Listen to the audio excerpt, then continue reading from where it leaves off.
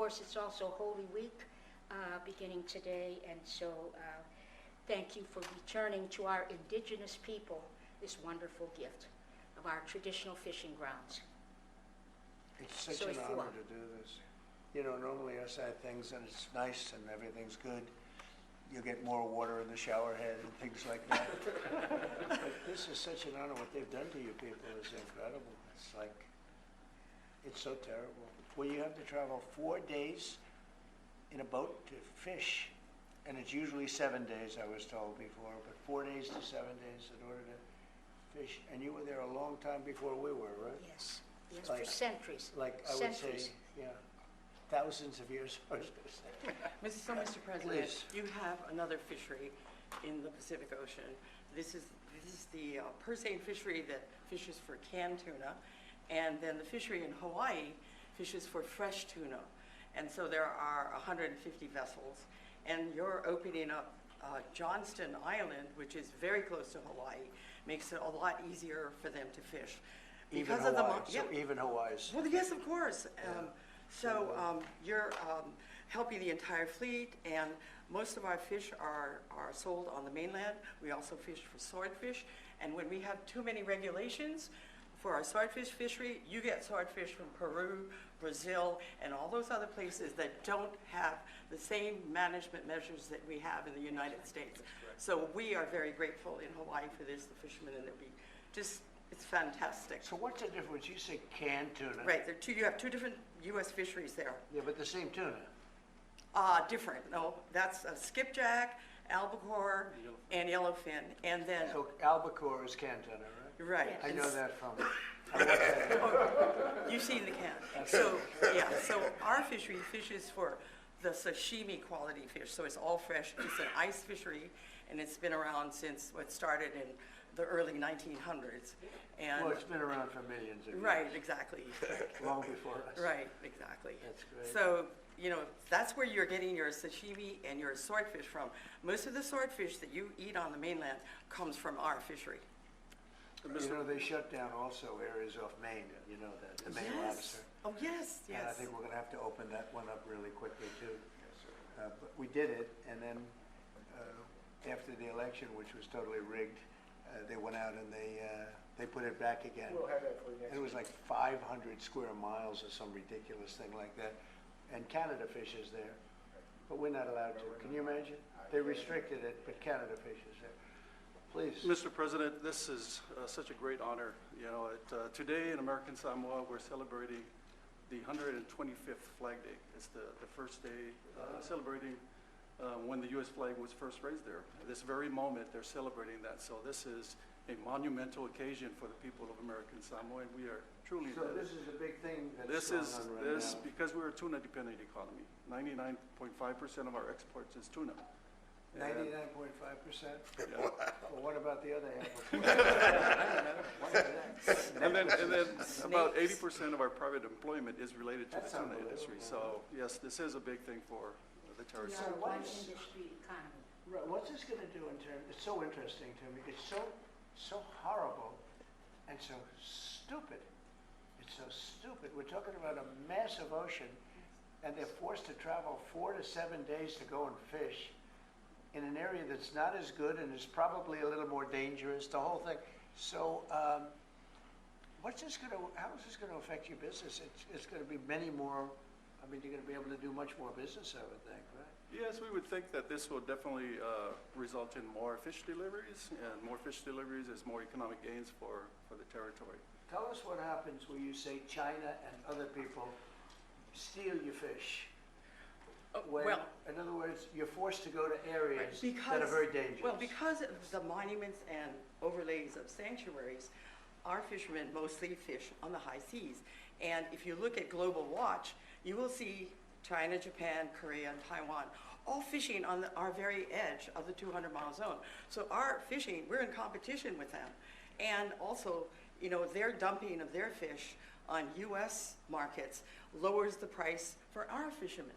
And that's another difficult thing that we hope you'll take care of soon. And what about the stealing of your fish? Well, you're competing with tuna in a very competitive market, right? So they're camped right outside, like you said, they're camped right outside our EEZ. And what happens?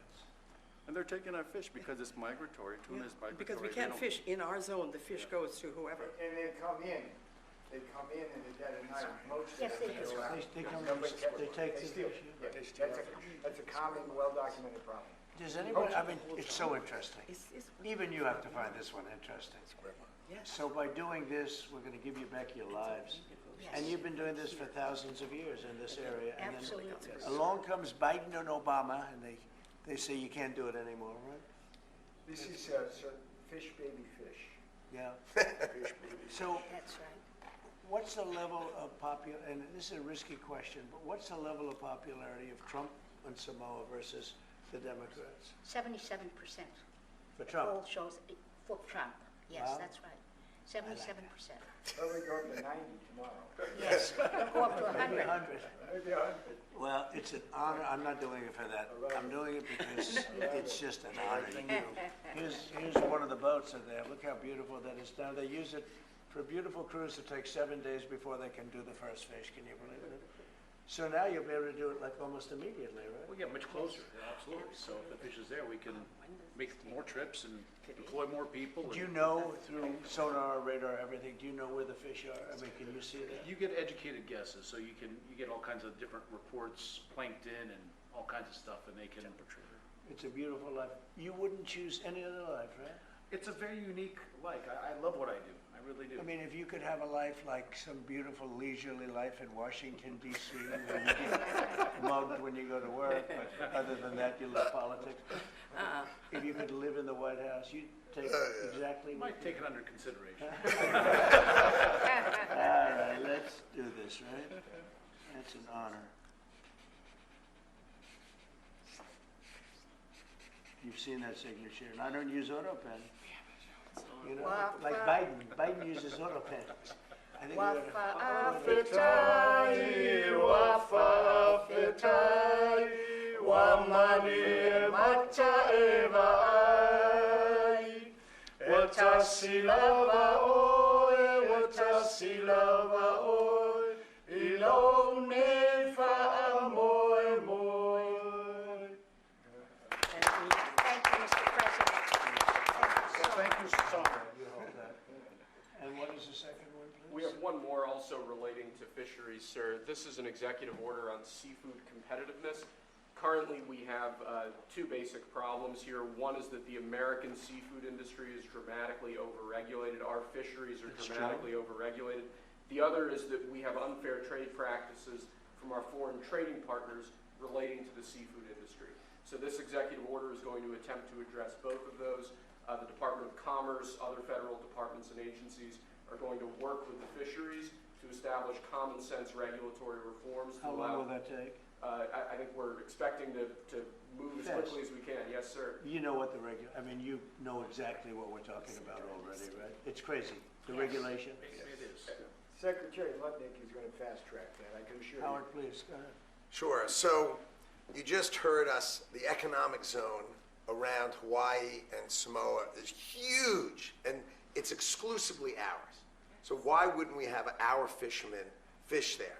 I mean, imagine saying our own fishermen, every country in the world, they all fish the 200 miles off their coast, and we were stopping our own fishermen from going off the coast.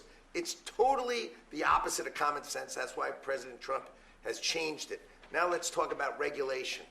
If you're not even going to let them fish, imagine the regulations that have been written to stop our fishermen from just surviving and thriving. We have the greatest coasts in the world with the greatest fishermen in the world, and we need to let them do their great jobs, raise and capture fish, bring them to our tables, have America have the greatest fish in the world, which we have, and then let them export all these other countries, right? They stop us from exporting.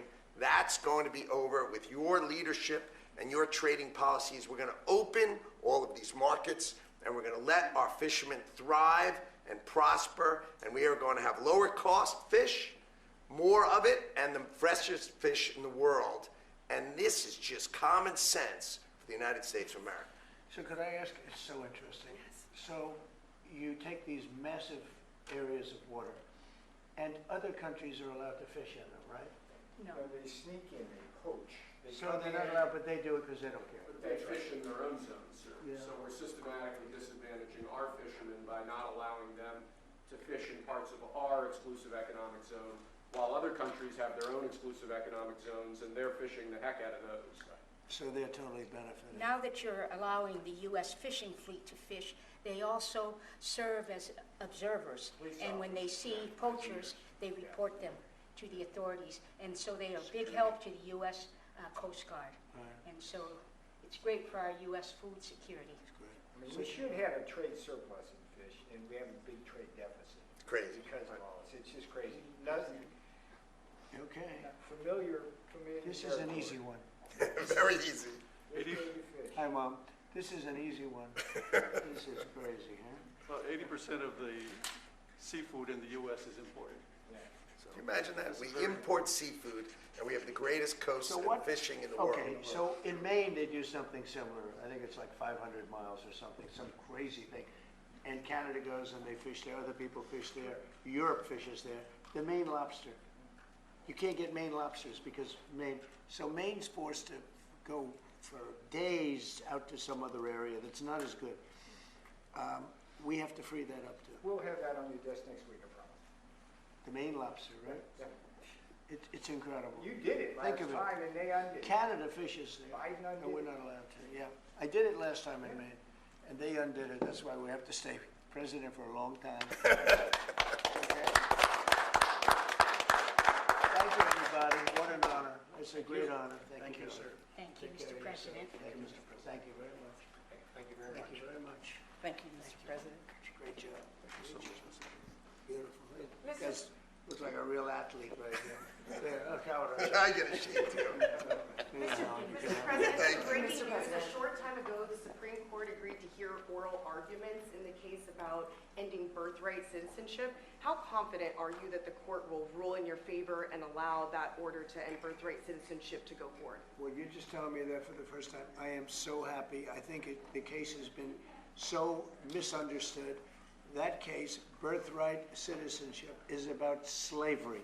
If you look at the details of it, the signings of it, everything else, that case is all about slavery. And if you view it from that standpoint, people understand it. But for some reason, lawyers don't talk about it, the news doesn't talk about it. That's not about tourists coming in and touching a piece of sand and all of a sudden they're a citizenship. They're a citizen. That is all about slavery. And even look at the dates on which it was signed. It was right at that era, right after the Civil War.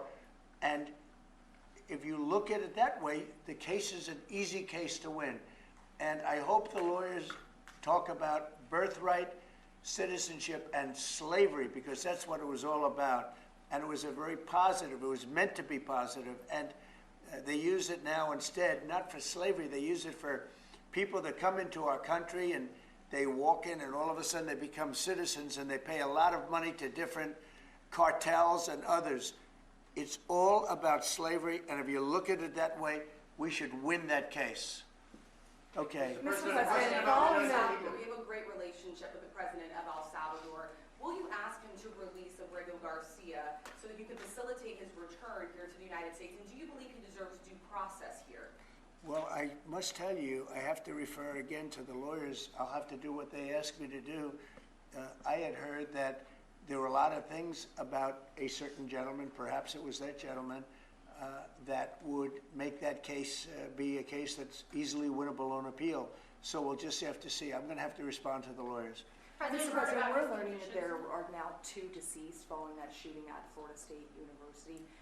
Following and amid that, is there any changes that you want to see to gun legislation? Anything you see broken with gun laws in our Well, country? I'm going to have to, look, I'm a big advocate of the Second Amendment. I have been from the beginning. I protected it. And these things are terrible. But the gun doesn't do the shooting. The people do. It's, a phrase that's used probably too often. I will tell you that it's a shame. I'm just hearing about it now. I just hear about it. I know the area very well. I know the school very well. I know everything about it. It's Florida. And we'll have more to say about it later. What do you mean when you say there will be more to say about it? Only in terms of what happened. As far as legislation is concerned, this has been going on for a long time. I have an obligation to protect the Second Amendment. I ran on the Second Amendment, among many other things, and I will always protect the Second Amendment. Mr. President, a question about the United Kingdom. Reports that you're going to go and stay with the King in September. Can Yes. you confirm that? What are you looking forward to? Well, I was invited by the King and by the country, great country, they're going to do a second, as you know, a second fest, and that's what it is. It's a fest, and it's beautiful. And it's the first time it's ever happened to one person, and the reason is that we have two separate terms. And it's an honor to be, I'm a friend of Charles. I have great respect for King Charles and the family, William. We have just really just a great respect for the family, and it's a very great honor that, and I think they're setting a date for September. It's going to be a smaller visit initially and then a bigger state visit to follow after. Is that the plan? Yeah, they say that it's going to be, I don't know how it can be bigger than the last one. The last one was, as you know, was incredible. But they say it's going to be even more important. So it's a great honor to be so chosen. President Trump, yesterday you spoke with Japan. Is the Nippon Steel deal part of the tariff negotiations? Did you discuss that with them? It could be, but I doubt it. I mean, I think we're going to view it separately. We want U.S. Steel to remain in the hands of the United States and people from the United States. And great respect for Japan, but we don't want a foreign country buying U.S. Steel. U.S. Steel was one of our great companies of the world. I mean, you go back 80 years, and it was the biggest, strongest, most powerful company in the world. And we're going to make it very strong and powerful again without Nippon. But if Nippon wants to come in, and I hear they're working on it very hard, I have great respect for Nippon Steel. I know a lot about it. But they can invest and they can do lots of things, partnerships. But we want to have U.S. Steel remain in this country. So is that a stipulation you would put on these tariff negotiations? I guess we could talk about it with regard to tariffs, Howard. I mean, it's something that could be a part of it. But tariff negotiations are actually simpler than that. I mean, we're going to set a number and people are going to pay that number, or they're going to decide to go elsewhere if there is such a place. There really is no elsewhere, I think. Mr. President, in the first term, your Attorney General apologized to Tea Party groups who have been targeted by the IRS under the Obama administration. Why is it okay for the IRS to now be looking at changing the tax status of Harvard because of policy disagreements you have with the university? So, I had dinner last night with a lot of pastors and ministers and people of faith, and there were like 32 of them, and it was beautiful in the Blue Room, and they said, "Sir, I was targeted by the IRS, and the FBI came in, sir, and I've been going through hell for years." And somebody overheard that statement, and they said, "Oh, that happened to me too." Another one overheard, "Oh, that happened to me too." It was the Biden people, and they had 7 or 8 of them. We're going to be reporting it very soon. I said, this has to be reported. These are ministers, pastors, evangelicals. They were targeted by the Biden administration, which was a disgraceful administration. Well, I was targeted more than anybody in history. I think you probably know that. I hope you admit it, but you might not. But I was targeted more than anybody in history. But it was interesting because one pastor told me, and another one heard it, "Oh, me too, and me too, me too, me too." All of a sudden, they're all, and one of them spent all of his money, everything he had on lawyers, for 3 years, he said. It took place almost immediately after the election. After the election, when Biden came in, unfortunately for the country, sadly for the country. So when you ask me that question, I immediately say, let's switch it around to tell you what happened last night. And not only that, we're also finding that many people just having to do with Trump support have gone through hell. And they've used the IRS for purposes of something that's very illegal for them to have to do. What are you trying to It's a very illegal, it's a very, very illegal thing to do, what they did. And I think it's such a shame. That was long what? If that was wrong, why are you considering changing the tax status of Harvard? Because I think Harvard's a disgrace. I think what they did was a disgrace. They're obviously anti-Semitic, and all of a sudden they're starting to behave. But when you see where they what they were saying, what they were doing. When you see the way they took care of events, when you watch that woman, that horrendous president that ruined the image of Harvard, maybe permanently, in Congress, in the halls of Congress, when you take a look at what happened there, it was horrific. And, you know, I've looked at a lot having to do with it. I'm not involved in it. It's being handled by lawyers. I read about it just like you did. But tax exempt status, I mean, it's a privilege. It's really a privilege. And it's been abused by a lot more than Harvard, too, by a lot more than Harvard. So we'll see how that all works out. I don't think they've made a final ruling. I don't believe they've made a final ruling, but it's something that these schools really have to be very, very careful with. Very anti-Semitic when you take a look, whether it's Columbia, Harvard, Princeton. I don't know what's going on, but when you see how badly they've acted, and in other ways also, so we'll be looking at it very strongly. Mr. President, on that subject, on the tax-exempt status subject, what are the other groups you'd like to see that status removed from? Could we expect an executive order? Well, we'll be making some statements, but it's a big deal, and they're so rich and so strong, and then they go so bad. They've earned so much by being a member of this country, you know, a member of this group, this beautiful group of people in this country, and then they go and they abuse their power like that. I think it's very sad. Are we talking about immigrant rights groups, environmental Could rights be. groups? Could be. I mean, look, environmental. I have a group named CREW. CREW. You ever hear of it? I think it's CREW. And they have a guy that heads CREW. It's supposed to be a charitable organization. The only charity they had is going after Donald Trump. So we're looking at that. We're looking at a lot of things. But if you take a look at CREW, what they've done, and I think it was a very big abuse, but we're going to be finding out pretty soon. Yeah. Can you explain the disconnect between your conversations with President Xi, when those potentially could happen, and why they haven't happened yet? Well, you don't know whether or not they've happened. That's my question. Yeah, I mean, I've never said whether or not they've happened, but I have a very good relationship with President Xi, and I think it's going to continue. And I would say they have reached out a number of times. Xi or they? Well, the same.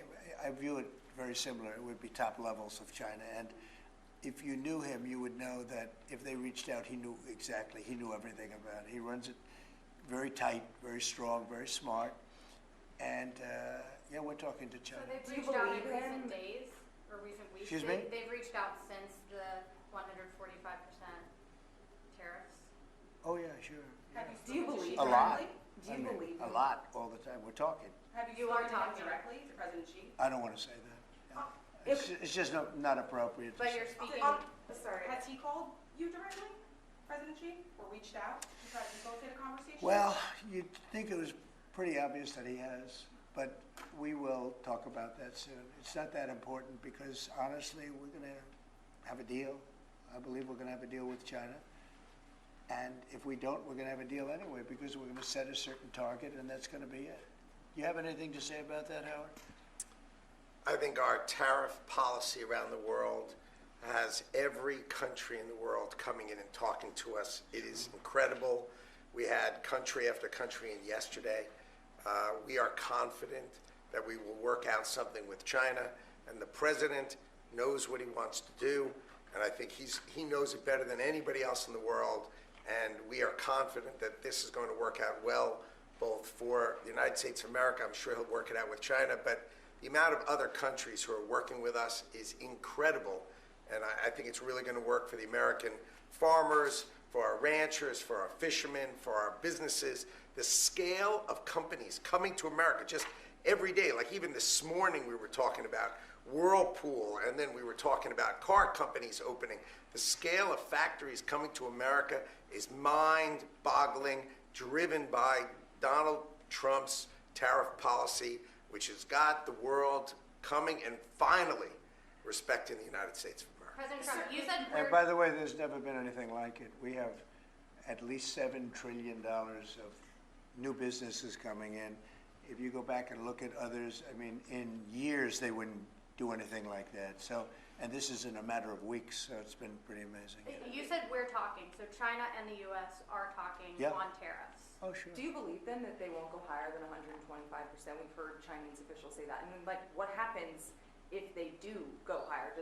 Do we retaliate more? Well, than at a certain point, 125? I don't want them to go higher, because at a certain point, you make it where people don't buy.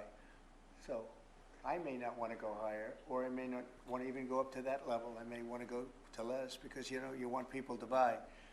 And at a certain point, people aren't going to buy. And it's actually up to 145%, because you have the 20. You previously said that you would consider reducing tariffs on China to get a tic-tac deal done.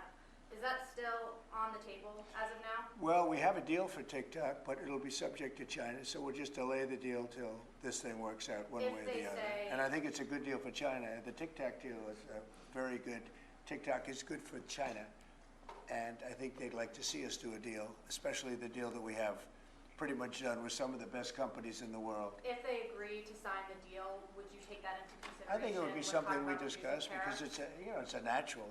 If we're making a deal, I guess we'll spend 5 minutes and talk about TikTok. It wouldn't take very long. Can you give us a sense of how far along these negotiations are with China? Are they in the early stages, or are you inching closer now to actually making a deal on tariffs? I think that we will make a deal with China. I think we've had some very good talks, but we will have some very good talks remaining.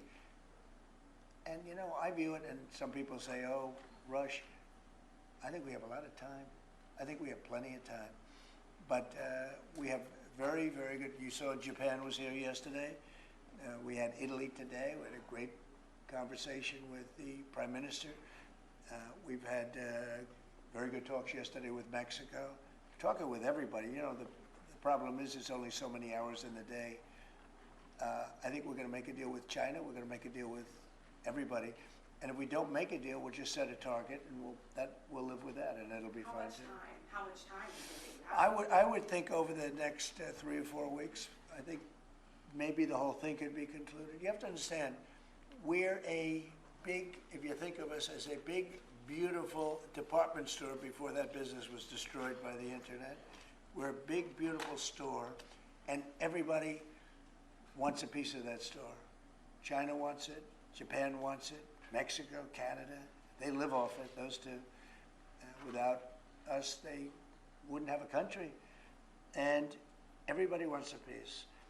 And at a certain point, if we don't make a deal, we'll just set a limit. We'll set a tariff, we'll set some parameters, and we'll say, come in and shop. They may not like that, and they may find it, or the market may find it too high. You know, more likely the market, but the market may find it too high, or the country may find it too high. Then they'll come back and say, well, we think this is too high, and we'll negotiate, or they're going to say something else. They're going to say, well, let's see what happens. But they always have a right not to do it. So they can say, well, we don't want it, so we're not going to shop there. We're not going to shop in the store of America.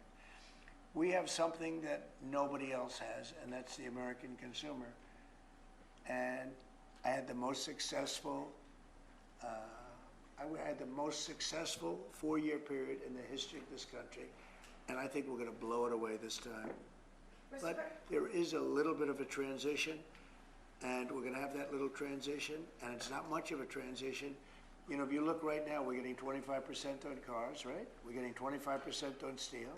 We're getting 25% on aluminum. We're going to have some other things that we're going to be adding in the not too distant future because we want them to be made here. The medicines, the drugs, pharmaceuticals are going to be done, and computer chips, et cetera, et cetera. And because of that, we have the biggest computer companies in the world coming in from Taiwan and other places, and they're building in Arizona and lots of other places. We're number one in AI by far. We're leading China by a lot, by tremendous amounts. We're going to supply electricity at levels never supplied before. They're going to build their own electric. We're going to let them become a utility, essentially. And it's going to be amazing for the country. They're going to build their own electric plants. We have to double up our electricity to remain number one in AI. We're going to have to double up our electricity take our whole country. We're going to have to double up our electricity. Think of that. and probably even triple it up. And we're going to let them build their own electric plants with their plant that they're building for the AI or whatever they're doing. Never been done before. We're going to get them quick approvals. It's going to be very clean, going to be very nice, and we're going to get them very fast approvals. And people are investing in this country like they've never invested before. Thank you very much, everybody. Thank you, Press. Thank you, Press. Thank you, Press. Thank you. We're headed out. Thank you, guys. We're right here. Thank you, guys. Let's go.